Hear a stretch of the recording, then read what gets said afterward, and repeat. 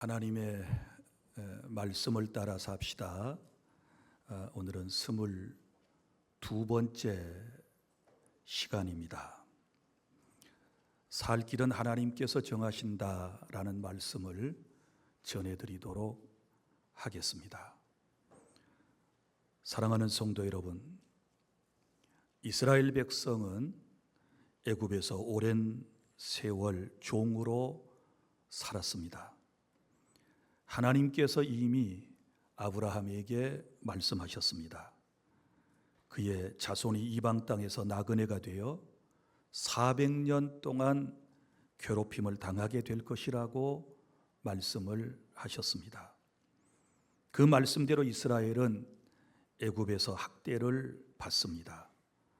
바로는 그들에게 무거운 노동을 시켰습니다. 남자아이가 태어나면 나일강에 던지라고 명령했습니다. 이스라엘의 신음은 깊어만 갔습니다. 그들의 부르짖음은 하나님께 상달되었습니다. 그런데 성도 여러분, 하나님께서는 자기 백성을 잊지 않으셨습니다. 아브라함과 이삭과 야곱에게 세우신 언약을 기억하셨습니다. 그리고 그들을 애굽에서 구원해 내시기 위하여 모세를 부르셨습니다. 하나님은 모세를 애굽의 최고 통치자인 바로에게 보내시면서 이렇게 말씀을 전하라고 하셨습니다. 내 백성을 보내라. 그들이 광야에서 내 앞에 절기를 지킬 것이니라 라고 선포했습니다. 그러나 바로는 하나님의 말씀을 거절했습니다. 여호와가 누구기에 내가 그의 목소리를 듣고 이스라엘을 보내겠느냐. 바로는 이스라엘을 보내기는커녕 그들의 노동을 더 무겁게 만들었습니다. 그때 하나님께서는 애굽에 재앙을 내리셨습니다. 그리고 자신이 참 하나님이심을 분명하게 드러내셨습니다. 여기에서 그 유명한 애굽에 내린 10가지 재앙이 나오는 것입니다. 자, 우리 기억을 떠올리면서 이제 10가지 재앙을 살펴보겠습니다. 먼저는 나일 강의 물이 피로 변했습니다. 그리고 개구리 재앙, 이재앙, 파리 재앙이 이어졌습니다. 가축이 죽고 악성 종기가 생겼습니다. 우박이 내리고 메뚜기가 온 땅에 덮었습니다. 마침내 흑암이 사흘 동안 애굽을 뒤덮게 된 것입니다. 그러나 바로는 이러한 재앙이 지나갈 때마다 회개하기는커녕 오히려 마음을 완고하게 했습니다. 그는 끝까지 이스라엘을 애굽 땅에서 내보내지를 않게 되었던 것입니다. 그런 그에게 하나님께서 이제 마지막 재앙을 선언하셨습니다. 그것은 애굽 땅에 있는 처음 난 것이 모두 죽는다라고 하는 심판이었습니다. 바로의 장자로부터 종의 장자까지, 그리고 가축의 처음 난 것까지 죽음을 피할 수 없게 된 것입니다. 애굽 사람들이 섬기던 신들도, 그리고 바로의 권력도, 사람의 재산과 지위도 하나님의 심판을 막을 길은 없었습니다. 이런 절망적인 순간에 하나님께서 이스라엘 백성들에게는 살 길을 말씀해 주신 것입니다. 이제 말씀을 따라 본문 안으로 들어가도록 하겠습니다. 첫째, 하나님은 살 길을 말씀하십니다. 죽는 길을 말씀하는 게 아니고 인생이 살 수 있는 길을 하나님께서 말씀하여 주신다는 것입니다. 사랑하는 여러분, 우리 성경에 보면 하나님께서는 죄악에 빠진 인간을 심판하시기 전에 반드시 먼저 살 길을 말씀해 주셨다라고 하는 것을 알 수 있지 않습니까? 여러분 기억나십니까? 노아 시대를 보십시오. 그 시대의 사람들에게 죄가 관영했습니다. 하나님을 떠났습니다. 그때 하나님께서는 그들을 홍수로 쓸어버리실 계획을 가지셨습니다.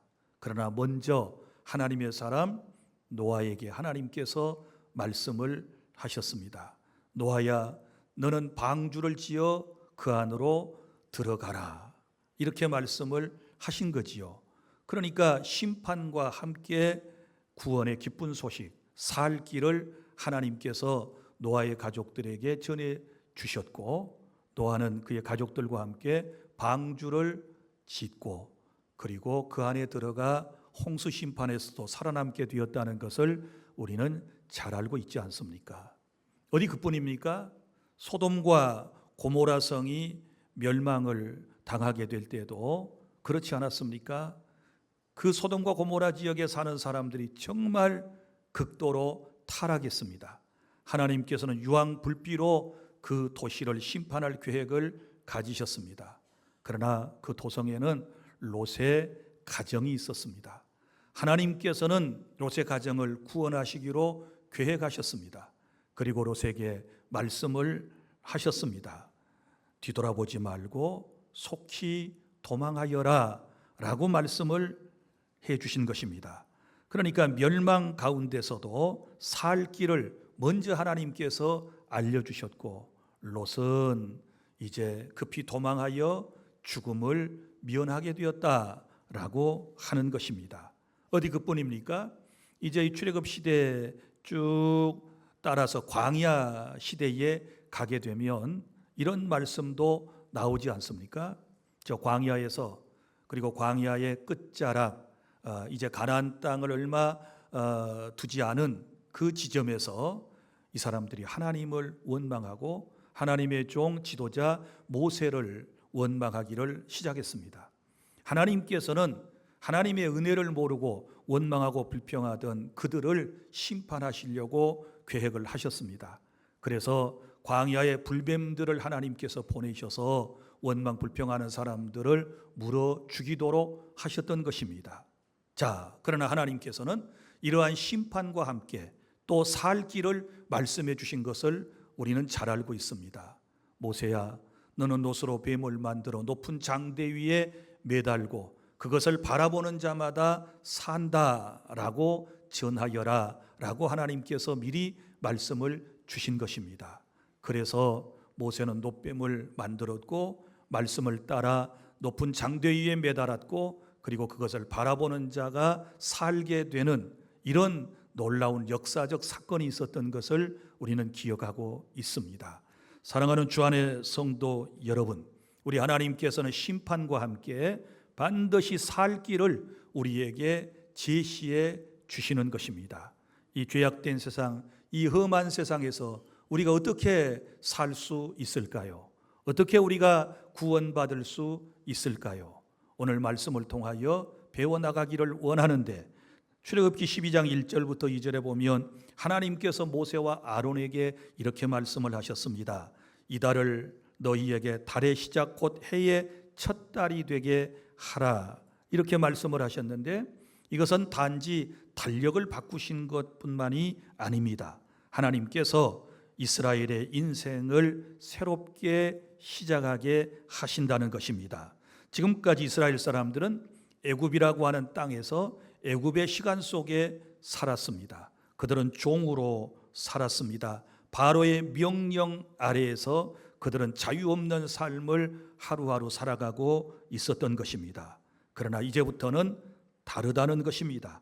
하나님께서 새로운 출발을, 시작을 그들에게 주시는 것입니다. 하나님의 구원으로부터 새로운 시간이, 새로운 시작이 이스라엘 백성들에게 주어지게 되었다라고 하는 것입니다. 그리고 3절의 이후에 보면 하나님은 구체적으로 그들이 살 수 있는 길을 말씀해 주신 것을 볼 수 있습니다. 우리 잘 아는 대로 어린 양을 준비하여라. 그리고 그 어린 양을 잡아라. 그리고 그 피를 문설주와 인방에 바르라.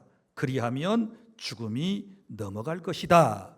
이렇게 말씀을 해 주셨거든요. 절망의 순간에 하나님께서 이스라엘 사람들에게 살 길을 먼저 말씀해 주시지 않습니까? 그렇다면 여러분, 오늘 우리의 구원도 마찬가지라고 생각을 합니다. 우리의 구원은 우리가 만들어낸 것이 아니고 하나님께서 말씀하신 대로 구원은 이루어지게 될 줄로 믿으시기를 바랍니다. 구원의 길을 하나님께서 먼저 정하시고 말씀을 통하여 우리에게 선포하셨다. 그래서 구원은 인간의 발견이 아니라 하나님의 선언인 줄로 믿으시기를 바랍니다. 구원은 인간의 계획이 아니라 하나님의 주권적인 은혜라고 하는 사실을 믿으시기를 바랍니다. 그리고 성도의 새로운 출발은 환경이 좀 나아지는 데 시작되는 것이 아닙니다.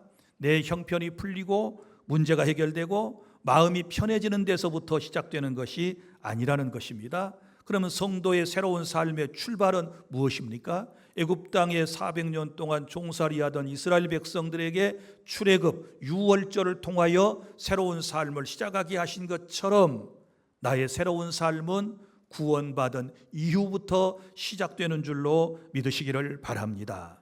그러므로 우리는 늘 하나님의 말씀 앞에 서야 하는 것입니다. 내 생각이 아니라 하나님의 말씀을 들어야 합니다. 내 방식이 아니라 하나님께서 정하신 길을 따라야 될 줄로 믿으시기를 바랍니다. 왜냐하면 살 길은 내가 정하는 것이 아니고 내가 만들어내는 것이 아니라 하나님께서 정하시기 때문인 줄로 믿으시기를 바랍니다.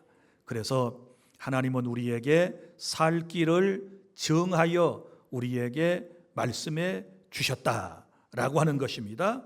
자, 그러면 구체적으로 어떻게 하나님께서 이스라엘 백성을 구원해 내는지를 이제 살펴보겠습니다. 둘째는 이겁니다. 어린 양이 죽고 내가 사는 것입니다. 자, 무슨 얘기입니까? 하나님은 이스라엘 각 집안의 어린 양을 준비하게 하시지 않습니까? 그런데 아무 양이나 되는 게 아니죠. 오늘 말씀에 보면 하나님께서 딱 집어서 하시는 말씀들이 있는데요. 흠 없는 양이어야 한다. 흠이 없어야 돼요. 그리고 양의 나이는 1년 되어야 한다. 그리고 성은 수컷이어야 한다. 이게 이제 하나님께서 정하신 제물이거든요. 내 마음대로 아무 양이나 잡아서 드릴 수가 없어요. 하나님이 정하신 양이어야 한다라고 하는 것입니다. 사랑하는 성도 여러분, 그러면 왜 하나님께서 사람을 살리시기 위하여 양을 대신 죽게 하시는가? 그것은 죄와 관련이 있는 거예요. 여러분, 인간이 죄를 지었습니다. 불행해졌습니다. 그 죄의 결과로 인간은 죽음을 면하지 못하게 된 것입니다. 하나님은 사랑의 하나님이시지만 하나님은 공의의 하나님이시기 때문에 죄를 쉽게 여긴다거나 죄를 가볍게 여긴다거나 죄를 그냥 넘어가시는 일이 없으시는 것입니다. 죄의 값은 반드시 치러져야 한다라고 선언을 하셨습니다. 죄값을 반드시 치러야 하는 것입니다. 그런데 여기에 놀라운 하나님의 은혜가 있습니다. 무슨 얘기인가 하면 하나님은 이스라엘의 장자가 죽는 대신에 어린 양이 죽게 하셨다. 할렐루야. 심판받아야 할 집에 어린 양이 대신 죽고 그 집에 있는 사람이 살게 된 줄로 믿으시기를 바랍니다. 사랑하는 성도 여러분, 이것이 복음입니다. 무슨 얘기인가 하면 어린 양이 죽고 내가 사는 것입니다.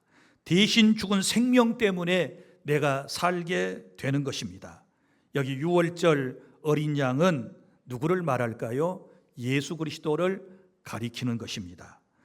어린 양이 대신 죽은 것처럼 예수님은 자기 백성의 죄를 대신 지시고 십자가에 죽으셨고 주님이 죽으심으로 우리에게 살 길이 열려졌다는 사실을 믿음으로 받아들이시기를 바랍니다.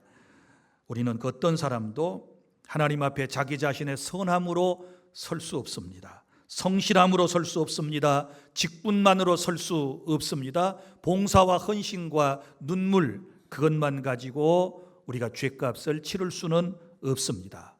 우리를 살리는 것은 우리의 의로움이 아니고 우리를 살리는 것은 흠없으신 예수 그리스도의 대속의 제물이라고 하는 사실을 믿으시기를 바랍니다. 그러므로 교회는 언제나 십자가로 돌아가야만 하는 것입니다. 십자가가 흐려지면 복음이 약해지는 것입니다. 그리스도의 피가 희미하게 되면 신앙은 자기 열심으로 기울여지게 되는 것입니다. 내가 얼마나 열심히 했는가, 내가 얼마나 오래 믿었는가, 내가 얼마나 많이 봉사했는가를 붙들게 되는 것입니다. 물론 신앙의 열심은 귀합니다. 봉사도 귀하고 헌신도 귀합니다. 그러나 그것이 우리의 죄를 사하고 또한 그것이 우리에게 구원의 근거가 전혀 되지 않는다는 사실을 믿으시기를 바랍니다. 우리의 소망은 오직 예수 그리스도 십자가이심을 믿으시기를 바랍니다. 어린 양이 죽고 집안에 있는 사람이 그 피를 통하여 살게 된 것처럼 어린 양 되시는 예수님께서 십자가의 죽으심으로 내가 새 생명을 얻게 된 줄로 믿으시기를 바랍니다. 그래서 죽고 사는 법칙이 생긴 거예요. 어린 양이 죽고 집안의 사람이 살고 어린 양 되시는 예수 그리스도께서 나의 죄 때문에 대신 십자가에서 피를 쏟고 죽으심으로 내가 구원받았다는 이 진리를 꼭 여러분 붙드시기를 바랍니다. 셋째, 하나님은 어린 양의 피를 보고 넘어가십니다. 여기 하나님은 어린 양의 피를 집 좌우 문설주와 인방에 바르라고 했습니다. 설주와 인방이 뭘까요? 설주라고 하는 것은 여러분이 이 문틀을 생각하시면 돼요. 문틀의 좌우에 이렇게 버티고 있는 것을 설주라 그러고요. 그리고 또 위에 연결되고 아래 연결되는 것을 한문으로 인방이라고 그래요. 그러니까 문틀 전체를 말하는 거예요. 거기다가 뭘 발라요? 어린 양의 피를 발라 놓아라, 이 말씀이거든요. 그럼 피가 생기려면 어떻게 해야 되나요? 아까 말씀드렸죠. 죄 없는 어린 양이 죽어야 피가 나오지요. 피가 생기는 것 아니겠습니까? 그런데 여기 말씀 보면 내가 피를 볼 때에 너희를 넘어가리니. 할렐루야. 뭘 보고 넘어가요? 피를 보고. 자, 애굽의 사람의 장자 그리고 짐승의 처음 난 것들이 전부 죽는 재앙이잖아요. 그런데 그 재앙에서 피할 수 있는 방법을 지금 주님께서 말씀을 하셨다.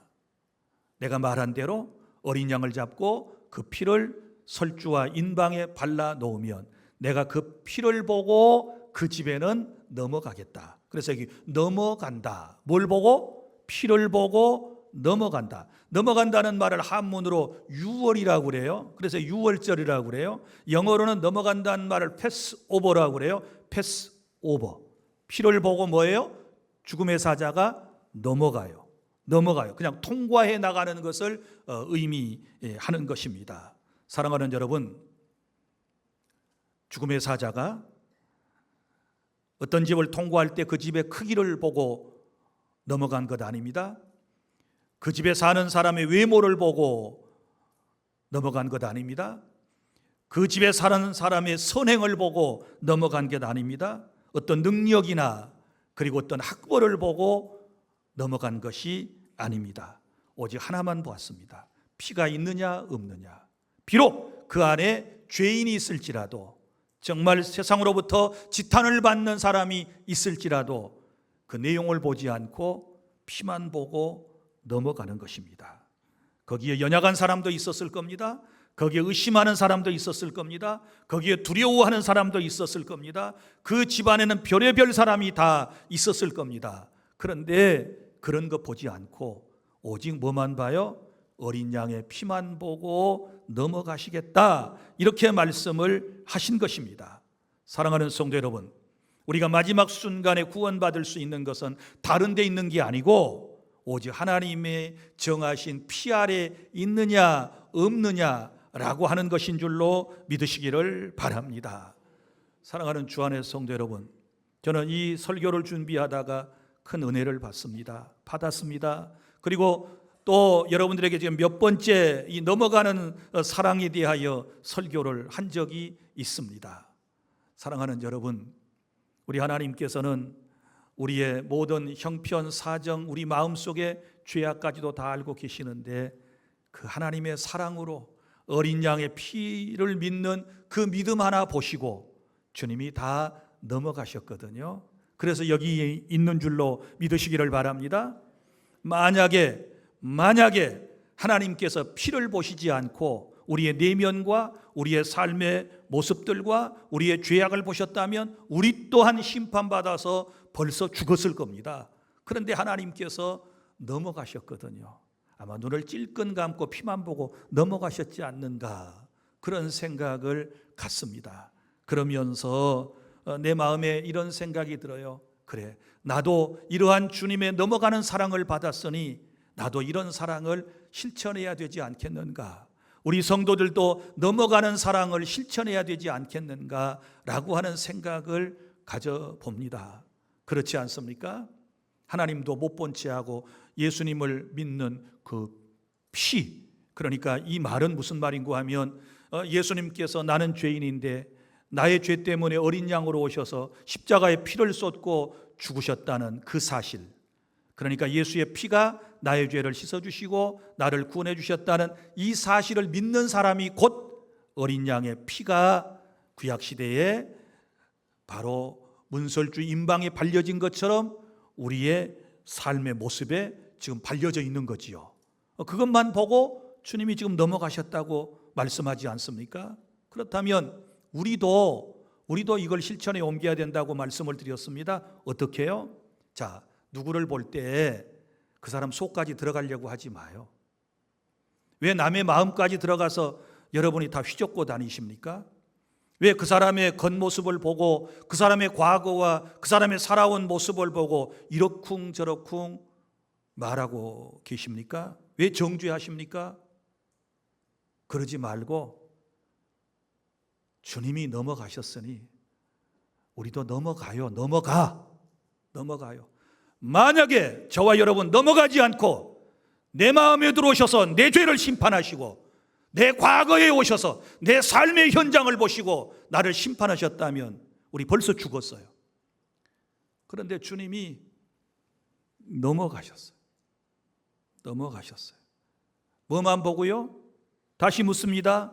어린 양의 피만 보고. 그러면 우리 교회 공동체 안에서 우리 가족 구성원들끼리도 마찬가지예요. 그가 예수님을 믿는 그거 하나 보고 넘어가요. 이것저것 따지지 말아요. 간섭하지 말아요. 비난하지 말아요. 비판하지 말아요. 하나님이 하실 거예요. 믿습니까? 자, 전라도 말로 내비두고 넘어가세요. 뭐 이렇게 까실까실하게 꼭 따지고 남의 집에 가서 신발도 다 세보고 남의 마음속에 들어가서 왜 자기가 심판주처럼 그러십니까? 그러면 안 돼요. 교회 공동체는 넘어가는 사랑이 있어야 돼요. 할렐루야. 어린 양의 피를 보고 넘어가신 이 주님의 사랑 너무너무 감사해요. 사랑하는 여러분, 우리의 구원 나의 의가 아니에요. 나의 신앙의 연수 아니에요. 직분의 이름표 아니에요. 교회 안에 신앙의 연륜, 경력 아닌 것입니다. 하나님 앞에서 나를 살게 하는 것은 내 이름표가 아니라 예수 그리스도의 보혈의 피인 줄로 믿으시기를 바랍니다. 그런데 여기서 이스라엘은 우리는 그 피를 믿습니다 라고 하는 말만으로 끝나서는 안 되었다는 것을 우리는 또 알아야 하는 것입니다. 자, 그 피를 통하여 우리가 구원받는 것을 믿습니다 라고 고백했고 그걸 믿고 있다면 어떻게 해야 되나요? 말씀대로 피를 발라야 하는 것이지요. 이걸 순종이라고 그래요. 이걸 믿음의 반응이라고 그러는 거예요. 내가 반응해야 돼요. 이 약속의 말씀을 믿고 내가 반응해야 돼요. 내가 예수님의 말씀을 믿는 그런 은혜 속에서 내 신앙을 고백해야 될 줄로 믿으시기를 바랍니다. 그 순종이 구원의 공로는 아니에요. 하지만 그 순종은 믿음의 표현이라고 하는 사실을 기억하시기를 바랍니다. 참된 믿음은 하나님의 말씀을 자기 방식대로 고치지 않습니다. 참된 믿음은 하나님의 말씀을 듣고 그 말씀 앞에서 자신을 맡기는 것입니다. 참된 믿음은 그리스도의 피를 의지하는 것입니다. 그리고 그 은혜 때문에 말씀에 순종하게 되는 줄 믿습니다. 그러므로 성도 여러분, 우리도 그렇게 살아야 하는 것입니다. 내 생각보다 말씀을 앞세우시기를 바랍니다. 내 경험보다 하나님의 약속을 붙드시기를 바랍니다. 내 감정보다 십자가의 은혜를 의지하는 그런 은혜가 있기를 바랍니다. 하나님은 오늘 또 그리스도의 피 아래 있는 자를 살리시는 겁니다. 그리스도의 피 아래 있는 사람을 주님은 넘어가시는 것입니다. 이 하나님의 놀라운 보혈의 은혜가 오늘 저와 여러분의 심령 속에 우리 교회 안에 흘러 넘칠 수 있기를 바랍니다. 넷째, 구원받은 사람은 이제 새 길을 걸어야 합니다. 하나님은 유월절 음식을 먹을 때 이렇게 하라고 말씀을 하셨습니다. 허리에 무엇을 띠어요? 띠를 띠고, 발에 무엇을 신고? 신을 신고, 손에 무엇을 잡고? 지팡이를 잡고 급히 먹으라, 이렇게 말씀을 하셨습니다. 이건 무엇을 의미할까요? 떠날 준비를 하라는 것입니다. 여러분 보십시오. 지금 이 사람들은 어디에 있습니까? 애굽 땅에 있습니다. 400년 동안 종살이를 하고 있습니다. 이제 그들은 어린 양의 피 아래 유월절을 경험하고 살게 됩니다. 그러나 그들이 구원받고 난 이후에 애굽에 그대로 머물게 하지 않으셨습니다. 하나님은 이제 바로의 수하에서 떠나라, 바로가 통치하는 저 애굽 땅에서 떠나라고 말씀을 하시는 것입니다. 종살이하던 땅을 떠나야 합니다. 이제는 하나님께서 인도하시는 그 길로 나아가야만 했던 것입니다. 그래서 허리에 띠를 띠고 발에 신을 신고 손에 지팡이를 잡고 급히 음식을 먹고 이제 출발하여야 한다는 것입니다. 사랑하는 성도 여러분, 오늘 우리에게도 여러분 떠나야 할 애굽이 있습니다. 떠나야 할 애굽이 있습니다. 하나님 없이 살던 방식에서 떠나시기를 바랍니다. 죄를 당연히 여겼던 습관에서부터 떠나시기를 바랍니다. 세상의 평가를 하나님의 말씀보다 더 크게 여겼던 마음으로부터 떠나시기를 바랍니다. 돈이 가장 안전하고 또 사람의 인정에 목말라 하던 삶에서 여러분 떠나시기를 바랍니다. 예배보다 내 일정을 앞세우던 그런 삶에서부터 이제는 떠나야 할 줄로 믿습니다. 구원은 죽음을 피하는 데서만 끝나는 게 아니고 구원은 새로운 주인을 따라 사는 삶으로 이어져야 되는 줄로 믿습니다. 구원받은 사람은 삶의 주인이 이제 바뀌었지 않았습니까? 더 이상 세상의 욕심이 주인이 아닙니다. 내 감정이 주인이 될 수 없습니다. 내 고집이 주인이 아닙니다. 우리의 주인은 주님이심을 믿으시기를 바랍니다. 그러므로 우리는 주님이 명령하시는 대로 떠나야 하는 것입니다. 떠나야 돼요. 애굽과 같은 세상에서 떠나야 하는 줄로 믿으시기를 바랍니다. 오래 품은 미움에서부터 떠나야 돼요. 은밀한 죄의 습관에서 떠나고 물질을 하나님보다 더 의지하던 마음에서 떠나고 예배를 가볍게 여기던 태도에서 떠나야만 하는 것입니다. 그리스도의 피로 구원받은 사람은 죄의 길에 절대로 머무를 수 없습니다. 구원받았다고 그러면서 애굽과 같은 세상에 주저앉아 살아갈 수 없습니다. 말씀을 따라 새 길을 걸어가야만 하는 것입니다. 그리고 또 중요한 말씀 나옵니다. 끝부분에 보세요. 하나님은 또 이 날을 대대로 기억하라고 말씀을 하셨습니다. 이 날이 무슨 날이에요? 유월절. 유월절이 뭐예요? 애굽에서 구원받은 날, 이 날을 대대로 기억하여라, 이렇게 말씀을 합니다. 왜 이런 말씀을 주셨을까요? 사람은 은혜를 쉽게 잊기 때문에 그런 것입니다. 그래서 유월절은 단순한 절기가 아니었습니다. 하나님께서 자기 백성을 어떻게 살리셨는지를 기억하는 예배였다는 사실을 기억하시기를 바랍니다. 오늘 교회도 마찬가지입니다. 우리는요, 주의 날을 기억해야 돼요. 오늘이 예배하는 날입니다.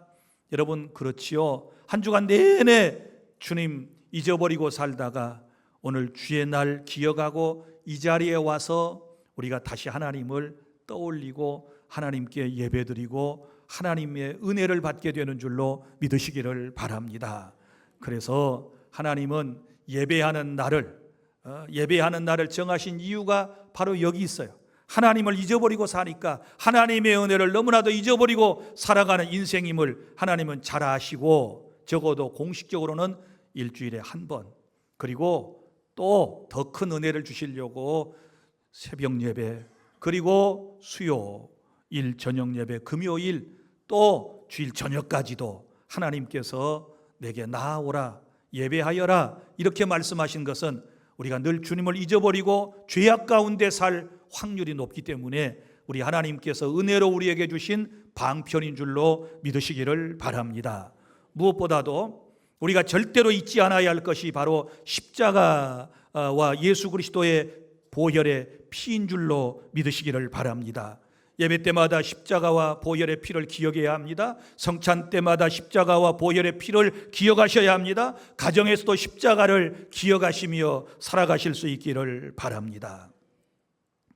다음 세대가 교회 문화만 배우고 십자가를 모르면 안 돼요. 교회 행사에는 익숙한데 예수님의 피를 모르면 안 되는 것입니다. 찬양의 분위기는 알고 찬양도 잘하는데 복음의 능력을 모르면 안 되는 것입니다. 사랑하는 주 안의 성도 여러분, 교회가 다음 세대에 물려주어야 할 가장 큰 유산은 이 건물 아닙니다. 행사도 아닙니다. 전통도 아닙니다. 교회가 다음 세대에 물려줘야 할 가장 큰 유산은 십자가와 복음인 줄로 믿으시기를 바랍니다. 여러분이 잘 아시다시피 한 달 내내 우리 교회는 공사 중입니다. 여러분이 오실 때마다 외형적인 모습들이 달라지고 있지 않습니까? 우리 복지센터 외부의 모습과 또 내부의 모습이 달라졌습니다. 그리고 계단실도 달라졌습니다. 뿐만 아니라 사무실 공간도 달라졌습니다. 오늘 어떤 분이 사무실 딱 들어오시더니 와 하고 깜짝 놀래요. 왜 이렇게 밝아졌대요? 밝아지게 했기 때문에 밝아진 거예요. 누군가가 수고를 했죠. 또 예배당 안에 들어오시니까 어때요? 이 화면 LED 스크린이 대형 화면으로 바뀌었잖아요. 바뀐 줄 모르세요? 여기에 있었던 건 2층으로 갔잖아요. 영상광홀로. 이것만 바뀌었나요? 앞에 그림도 바뀌었잖아요. 지난주에는 밑에 줄만 있었는데 오늘 와서 보니까 저 위에 하나님의 영광을 위에서까지 지금 붙어 있잖아요. 저 높은데 저걸 누가 붙였을까요? 누군가가 붙였겠지요. 저 위험한 저 꼭대기까지 올라가서 붙인 사람이 있어요. 주님의 은혜가 함께한 분들에게 풍성히 임하시기를 저는 바랍니다. 그리고 또 와서 보니 뭐가 달라졌나요? 커튼도 달라졌네. 자, 보세요. 주님만 바라보는 주한교회 성도들 달라요. 할렐루야. 오직 주님만 보여. 우리 교회 성도들은 다른 것 안 보는 건 너무 감사해요. 커튼도요, 근 15년 동안 쳐놨던 커튼을 드러내고 새로운 블라인더로 바꿨습니다. 내가 이것저것 바꿔가며 내 마음속에 떠오르는 게 있었어요. 모 목사, 너 잘하고 있니? 네가 물려줘야 할 유산은 이렇게 아름다운 예배당을 잘 꾸며놓고 물려주는 이것이 최고라고 생각하는가? 이런 생각이 딱 들어왔어요. 만약에 예배당 환경을 바꾸고 의자를 바꾸고 시설을 다 바꾸어서 그것이 교회의 본질의 역할을 감당하고 또 수많은 사람이 구원받을 수 있다면, 늘 말씀드리지만 수백억의 빚을 내서라도 한 영혼을 구원하기 위해서 그렇게 할 용의가 있다고 제가 말씀을 드린 적이 있습니다. 그런데 중요한 교회의 본질은요, 외형적 꾸밈이 아니에요. 이거요, 다 또 10년 지나가면 후임이 또 고칠 거예요. 그러지 않습니까? 가장 중요한 게 뭔가? 하나님께서 모 목사의 마음속에 들려주신 말씀이 바로 이거예요. 십자가와 복음을 전해라. 아무리 좋은 환경에 있는 예배당을 갖췄다 할지라도 그 강단에서 예수 십자가의 복음이 선포되지 않는다면, 그런 복음 선포 없이 잘 먹고 잘 살기 위해서, 성공하기 위해서, 병 낫고 출세하기 위해서 모여든 사람이 그곳에 있다면 하나님이 기뻐하실까? 아니라고 생각합니다. 이 강단에서 십자가와 복음이 선포되어야 되고, 십자가와 복음을 통하여 은혜 받고 구원받은 성도들이 있게 되었을 때 하나님께서 기뻐해 주실 줄로 믿습니다. 사랑하는 여러분, 우리 중요한 본질을 놓쳐서는 안 됩니다. 우리 여기 나이 든 세대들 기억하세요. 여러분의 후손들에게 뭘 물려주실래요? 재산이요? 돈이요? 뭘 물려주시려고 계획하셨습니까? 중요한 것은 그 아이가 영원히 살 수 있는 예수 십자가의 복음을 전해줘야 될 줄로 믿으시기를 바랍니다. 십자가의 복음을 유산으로 물려주어야 구원받고 천국 가서 함께 살 수 있지요. 이 땅에서 잘 먹고 잘 사는 거로 끝나버리면 그게 무슨 소용이 있나요?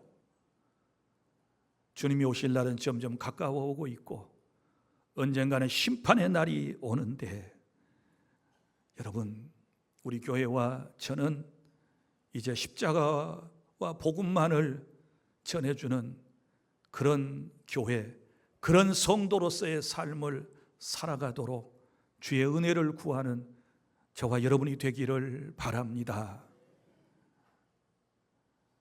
이제 말씀을 맺습니다. 사랑하는 성도 여러분, 출애굽기 12장의 6월절은 하나님께서 죄인을 어떻게 살리시는지를 보여준 것입니다. 하나님은 구원의 길을 사람에게 맡기지 않으셨습니다.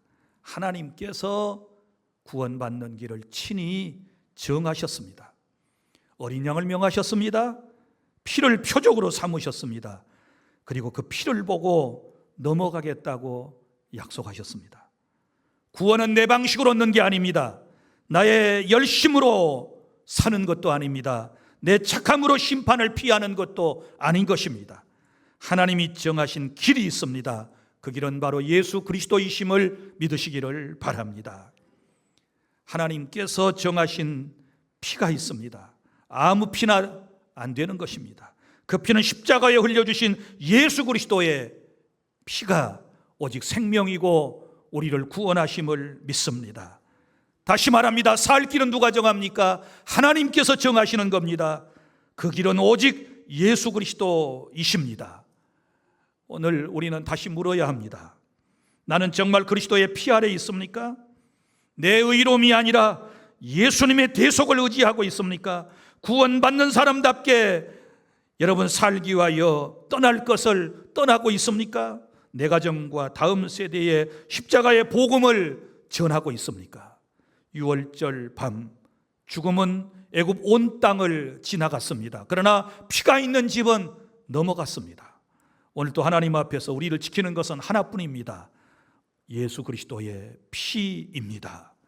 그러므로 사랑하는 성도 여러분, 두려움보다 그리스도를 바라보시기를 바랍니다. 죄책감보다 십자가를 붙드시기를 바랍니다. 과거의 상처보다 하나님의 시작을 믿으시기를 바랍니다. 그리고 구원받은 하나님의 백성답게 이제 말씀을 따라 걸어가시기를 바랍니다. 우리의 생명은 예수 그리스도의 피 안에 있습니다. 우리의 소망은 십자가의 은혜 안에 있습니다. 우리의 길은 하나님이 정하신 말씀 안에 있습니다. 다시 말합니다. 살 길은 누가 정하십니까? 하나님이 정하십니다. 그 살 길은 누구이실까요? 오직 예수 그리스도이십니다. 이 사실을 믿습니까? 기도하겠습니다. 하나님 감사합니다.